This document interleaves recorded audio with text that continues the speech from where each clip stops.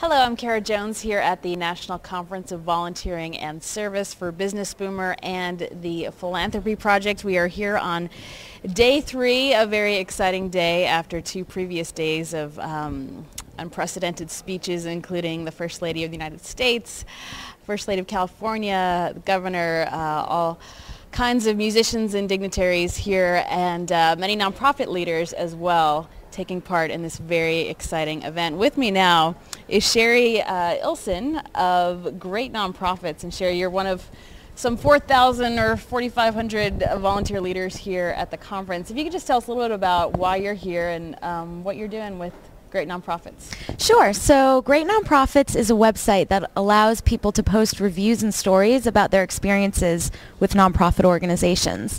So at the conference this year, we're really looking to connect with nonprofit organizations, groups and associations that work with nonprofits in order to let them know that we're here as a tool. Everyone here at the conference deals with volunteers on a daily basis. It's a significant and integral part of the work that they do, and volunteers are a wonderful way to get the word out about the impact that an organization is having in the community.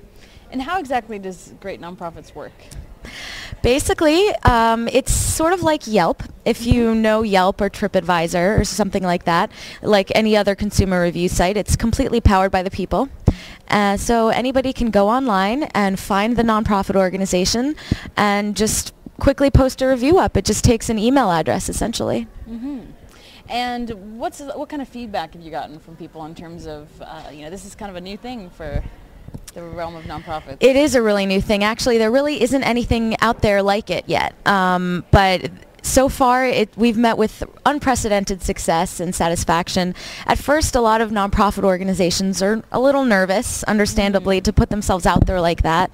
But after they, get these wonderful stories about the work they're doing and they see how engaged and connected their communities are, they really are so thankful for it and very excited to use those stories and get more reviews.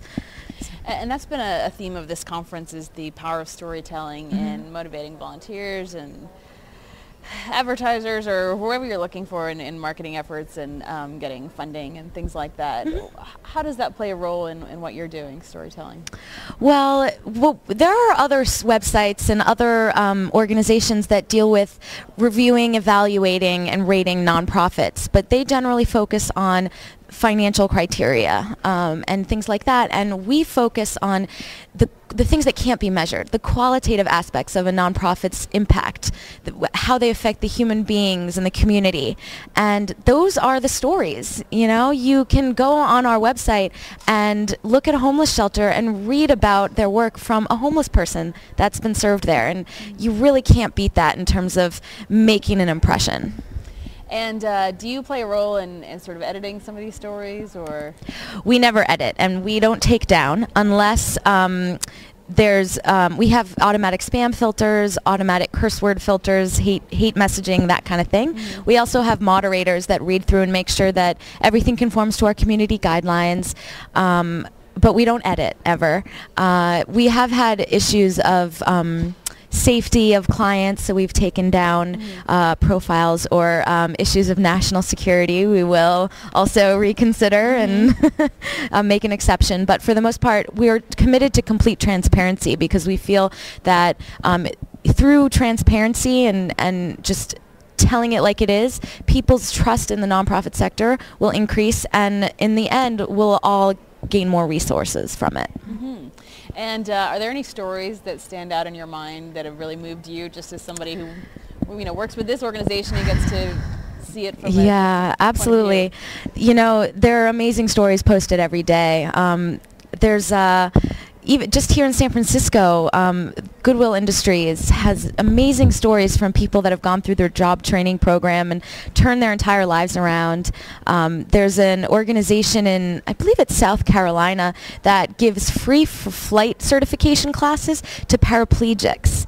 These are just the kinds of organizations you discover when you're browsing our website. There's an organization in Wyoming that finds foster homes for the pets of soldiers that are serving in the war so that they don't have to worry about their pets while they're away. Who would have thought of that? Exactly, but you can imagine how important something like that is to people. So, and we've heard from nonprofit organizations that have been using us for a while that they've been able to get more resources and more interest in their community and beyond because of these stories and reviews. In-kind donations and volunteers walking through the door because they read the reviews, things like that. There's been a lot of discussion at this conference about the responsibility that nonprofits will have in this new era to create positive, engaging experiences for the volunteers. How is your site a resource for that?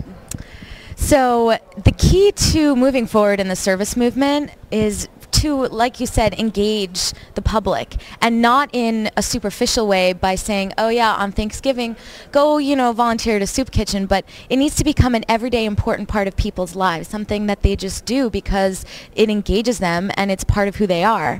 And that requires a personal connection. That requires a reason why it's significant and means something, not just to the person who's being served, but to the person doing the giving, whether it's as a volunteer or a donor. And our website gives people a way to learn how to make that connection. Which organization is doing things in a way that'll help them feel connected and feel like they're making an impact. And what has been your role here at the conference in terms of presenting, and what sort of topics are you engaged with here? Sure. So I've spent a decent amount of time in the VIP room upstairs in the Action Center, where people can just stop by over the course of the day and hear about some interesting opportunities during the conference and beyond. So I've just spoken with people about that. And our CEO, Perla Nee, will be speaking today at an afternoon session about the importance of storytelling. And what, you said you didn't have a lot of chance to go to a lot of the sessions, but what has had the most impression on you so far here at the conference? To me, I think it's overwhelmingly how every single session involves some type of social media talk. Everyone's talking about it, and considering current events right now, immediately that makes a lot of sense. But I think also we just see a movement towards really recognizing the importance and applicability of these tools. Last year there were a few sessions about it at the conference, but people were generally scared and nervous. And now everyone's excited to learn how these tools can help them. And it seems like there's different populations. Some there's feeling a certain resistance, and some that are just arms wide open, embracing this. What has been your experience and the folks here at this conference? At the conference, people, I think, are generally the open arms type crew.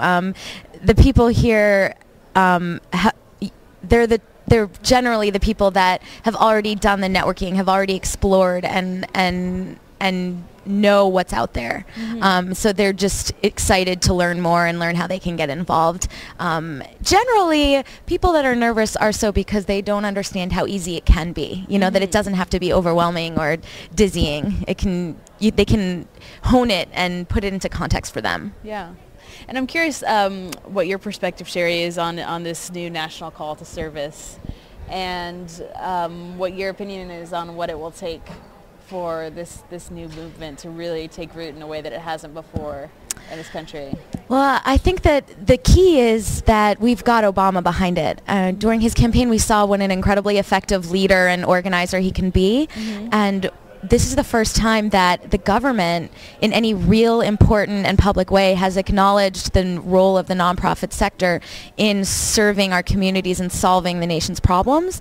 And I believe that just having him be the voice for this in a way that the nonprofit sector and the service movement has never really had a voice before in general, and definitely not as effective of one, will be the driving force behind this. And then the resources and the organization, the infrastructure that's being built will allow it to take root.